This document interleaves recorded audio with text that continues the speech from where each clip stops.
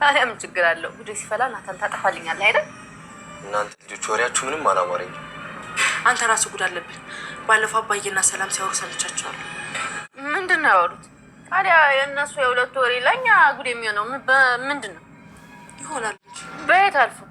በበሩ በኩል አልፎ ልበልሽ? ስሚ ዳጣ፣ የሰላም ባል ማን እንደሆነ ታውቂያለሽ? ናታንም ታውቃለህ። ባለፈው ስታወሩ ሰምቻቸዋለሁ። አይደለም እና ማን? አባዬ።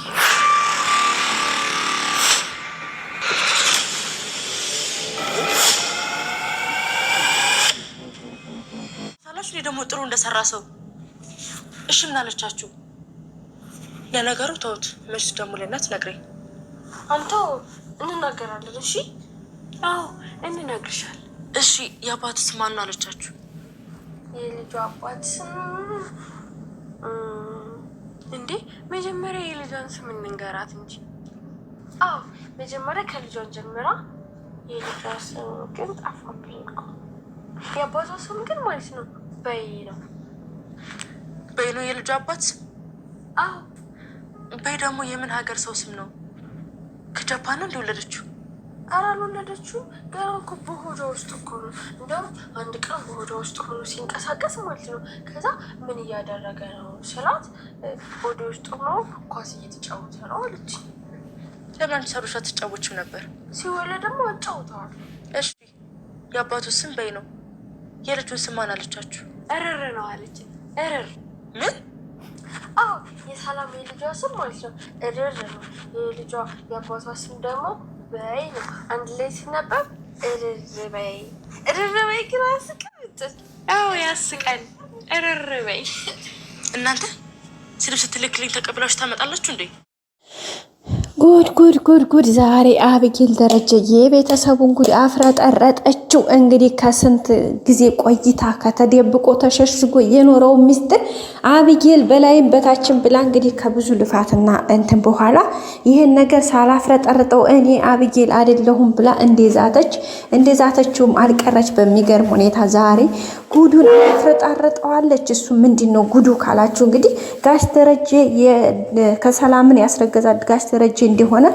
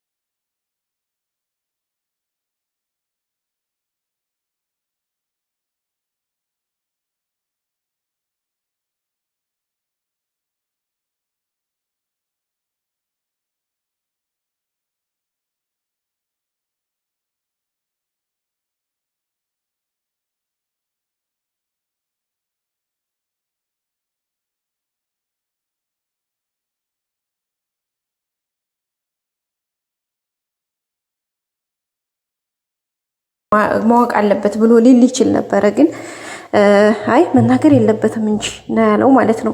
እና በዛ እንደዛ ሲላየህ ይኸው እንደዛ አይነት አንዳንድ ነገሮች ምንም ተብለው ስለማይወሩ አይነገሩም ብላ ነበር። እና በዛን ውስጥ ምን ተረዳው መሰላችሁ? በቃ አብጌል በእርግጠኝነት ማለት ነው የጋሽ ደረጀ ልጅ አይደለችም። ግን የምታውቀው እናቷና ፈጣሪ ብቻ ናቸው። እና ጋሽ ደረጀን እንግዲህ ከብዙ ነገር ስታፈነፍን በመጨረሻም እንግዲህ ተሳክቶላታል። በነገራችን ላይ አብጌል ሰላሟን ነው ያጣችው፣ እንቅልፏን፣ ሰላሟን በቃ የምትሰራውን የምታደርገው ነገሯ ሙሉ ሁሉ ነገሯ ትኩረቷ እነሱ ላይ ነው የሆነው። በፍጹም በቃ የራሷን ትምህርቷን መማር ትታለች ማለት ብንል ማካበድ አይሆንም። ለትምህርቷ ይሄን ያክል ምንም ቴኬራ አታደርግም። ቀጥታ እዚህ ጋር ነው ሀሳቧ ሙሉ በቃ የሄደችበት አካሏ ነው እንጂ የሆነ ቦታ ላይ የምትገኘው መንፈሷ፣ ሀሳቧ፣ ሁሉ ነገሯ ውስጧ እዚህ ጋር ነው ማለት ምን ላድርግ፣ እንዴት ላድርግ፣ እንዴት አድርጌ ይሄን ነገር ላድርግ ነው ሀሳቧ ማለት ነው። በዛም እንግዲህ በመጨረሻም ብላም አልቀረችም። በመጨረሻ እንግዲህ ባለፈው ክፍል እንዳያችሁት ሰላምና ጋሽ ደረጀ በአጋጣሚ ተገናኝተው አንዳንድ ነገሮችን እያወሩ ነበረ።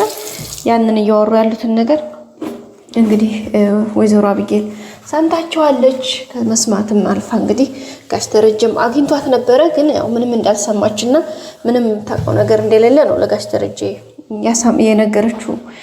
ግን የሚገርመው ነገር ጋሽ ደረጀ ምንም የሰማሽው ነገር የለም ሲላት፣ ኧረ ምንም አልሰማሁም፣ አሁን እኮ ልገባ ስለ አንተ ብቅ አልክ ምናምን አለችና አስቀየሰችው ማለት ነው። እንግዲህ እሱም እውነት መስሎት የልጅቷን ተንኮል አያውቅምና ማለት ነው። ከዛ እውነት መስሎት በእሺ እንደ ክፉ ጎረቤት እዚህ ጋር ተለጥበሽ ማዳመጡ ይቅርብሽ ምናምን ብሎ እንግዲህ ወጣ ነው ያለው ቤተሰቦቻችን።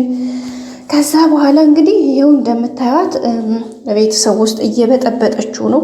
ሰላምን ገብታ እናዛት ነበረ። ሰላም እንግዲህ እኔ ምንም አላለኝም እዙሁኝ ምናምን ያለኝ ምናምን አለችና ሰላም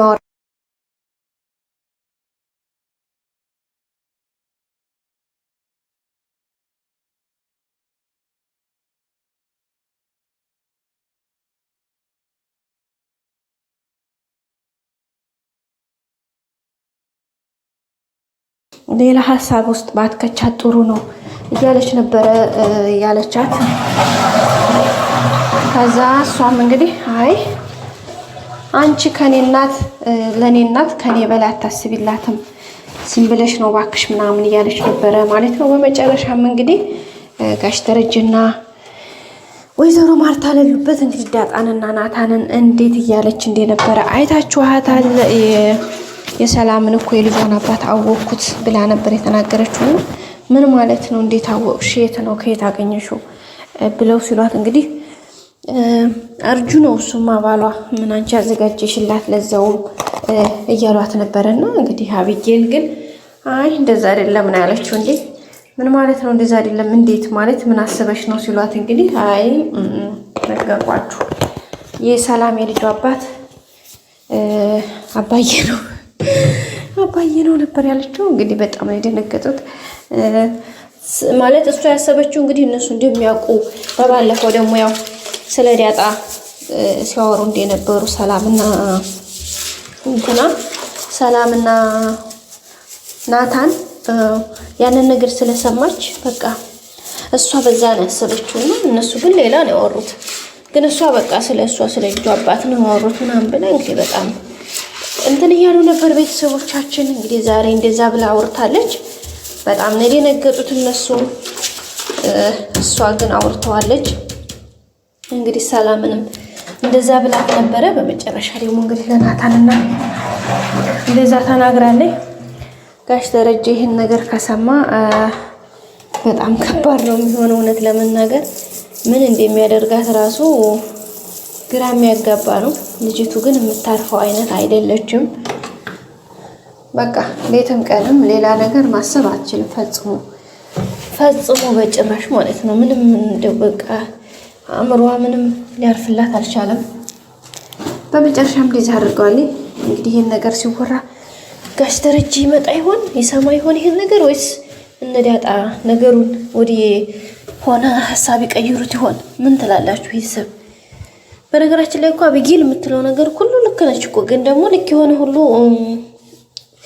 ቦታና ጊዜው የተመቻቸ ካልሆነ እንዲያየሩ የሚነገርም አይነገርም ነገር አለና እንደዛ ነው እላችኋለሁ። ውድ ቤተሰቦቼ በዛሬው ቪዲዮ ይህን ይመስል ነበረ።